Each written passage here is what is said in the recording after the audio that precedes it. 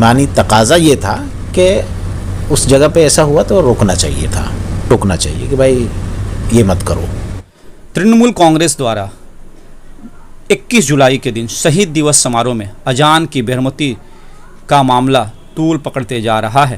مسلمانوں کا کہنا ہے کہ ترنمول کے اس پروگرام میں اسٹیج پر کئی بڑے مسلم ترنمول لیڈران موجود رہے اور اسی اسٹیج سے اذان پڑھی گئی اور اس کے ساتھ میوزک دی گئی جو اذان کی بے حرمتی ہے، اور یہ تمام مسلم لیڈران اس وقت چپی سادے رہے، ایک آواز تک نہیں اٹھائے۔ دوسری طرف ریڈ روڈ کے امام نماز عیدین قاری فضل الرحمان نے آواز اٹھایا اور اذان کی بے حرمتی کرنے والوں کو معافی مانگنے کی ہدایت دے ڈالی۔ دوسری طرف امام ناخدا مسجد قاری صفی قاسمی نے اذان کی بے حرمتی کرنے والوں پر پھٹکار لگایا اور کہا کہ قرآن کی تلاوت ہو یا اذان، اس کے ساتھ میوزک کو شامل نہیں کیا جا سکتا، یہ سراسر غلط ہے۔ انہوں نے کہا کہ اگر موقع ملا تو وزیر اعلیٰ ممتا بنرجی سے اس بارے میں ذکر ضرور کروں گا۔ آئیے دیکھتے ہیں آگے کی پوری خبر۔ جائیں گے اللہ اکبر، اللہ اکبر، اللہ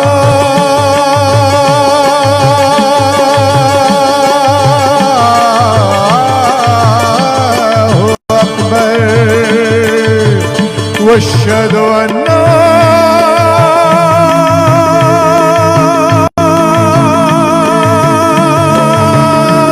دیکھیے وہاں پر جو اس طرح کا یہ ہوا ہے، ہم نے سنا ہے نظم پڑھنے والوں نے، نظم میں تمام دھرم کے لوگوں کا جو ایک مذہبی سلوگن ہوتا ہے اس کو ملا کر کے انہوں نے اس کو پیش کیا ہے، جس میں اذان کے بھی بول تھے۔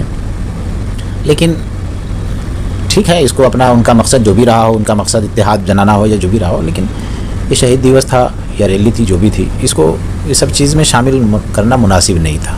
اگر اس دیکھیں تو سی ایم کا وہاں پروگرام تھا اور اس میں منٹ ٹو منٹ پروگرام سب پہلے سے طے ہوتا ہے، تو اس کو چیک بھی کرنا چاہیے، دیکھنا بھی چاہیے کہ کیا ہوگا نہیں ہوگا۔ ایسا کوئی بھی کام نہیں ہونا چاہیے جس سے کوئی کنٹروورسی پیدا ہو، اور اگر خدا نخواستہ ہو بھی گیا تو وہاں پر اس کو روکنا چاہیے تاکہ یہ بات تنازع نہ بن پائے۔ یہ تو مجھے پتہ نہیں ہے، اب یہ تو جو لوگ وہاں پہ رہتے ہیں اس کا جو سسٹم ہوتا ہے یہ وہی لوگ بتا پائیں گے۔ لیکن یہ سارا معاملہ ہونے کے بعد بھی کسی مسلم نیتا نے کوئی مخالفت نہیں کی، کیونکہ گلوکار گا رہا تھا، ساتھ میں میوزک بھی بج رہا تھا۔ ہاں وہ ایک الگ مسئلہ ہے، لیکن یہ ہے کہ وہ تو ایک شہید دیوس تھا، اس میں ان سب چیزوں کو شامل کرنا مناسب نہیں تھا۔ میوزک کے دھن پہ کوئی بھی اسلامی چیز کو گانا جو ہے علماء نے اس کو جائز نہیں کہا ہے اور اس سے پرہیز کرنا چاہیے۔ خیرت میں دیکھیے اذان بھی اچھی آواز میں دی جاتی ہے، ایک تو سادہ جملہ ہے، ایک ہے جو ترنم کے ساتھ اذان دی جاتی ہے، تو ترنم کے ساتھ دی جاتی ہے اس کو منع نہیں ہے۔ اسی طرح قرآن بھی ترنم کے ساتھ جو قرآن کو پڑھنے کا طریقہ ہے، ورتل القرآن ترتیلا، اور حسن صوت کے ساتھ جو پڑھی جاتی ہے، اس کے تو صراحت کی گئی اور اس کو مطلب اچھا کہا گیا ہے۔ لیکن اس میں اگر میوزک ملا دیا جائے گا تو وہ اچھا نہیں کہلائے گا، وہ اسلام میں اس کی اجازت نہیں ہے۔ قرآن کو قرآن کے ہی دھن میں پڑھا جا سکتا ہے، اذان کو اذان کے ہی دھن میں بولا جا سکتا ہے، اس کو کسی اور دھن میں بولنا مناسب نہیں ہے۔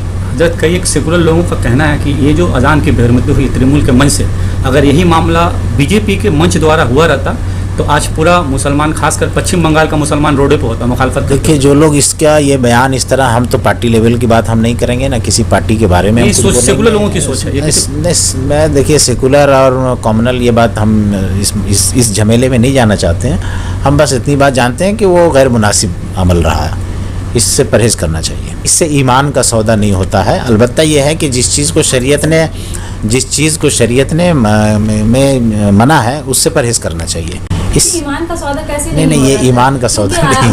وہاں پہ مولانا صدیق اللہ چودھری جو جمعیت المہند سے جڑے ہوئے ہیں، اتنے بڑے مولانا کو منسٹر ہے، وہ ایم ایل اے ہے، اتنا پوسٹ رہنے کے باوجود بھی وہاں پہ کئی ایک لوگ جو ہے وہ داڑھی ٹوپی لگائے بیٹھے رہے ہیں اس منچ پر۔ تو یہ سوال جو لوگ وہاں تھے آپ ان سے پوچھیے براہ راست، اچھا ہوگا۔ ہم تو بس جو ہمیں جو سمجھ میں آیا وہ ہم نے آپ کو بتا دیا۔ ایمان مضبوط ہے، ہر جگہ مضبوط رہے گا، کہیں کمزور نہیں پڑ سکتا ہے، کہیں پر کسی کے عمل سے، کسی ایسے عمل سے دوسرے کے ایمان کو خطرہ نہیں ہوتا ہے۔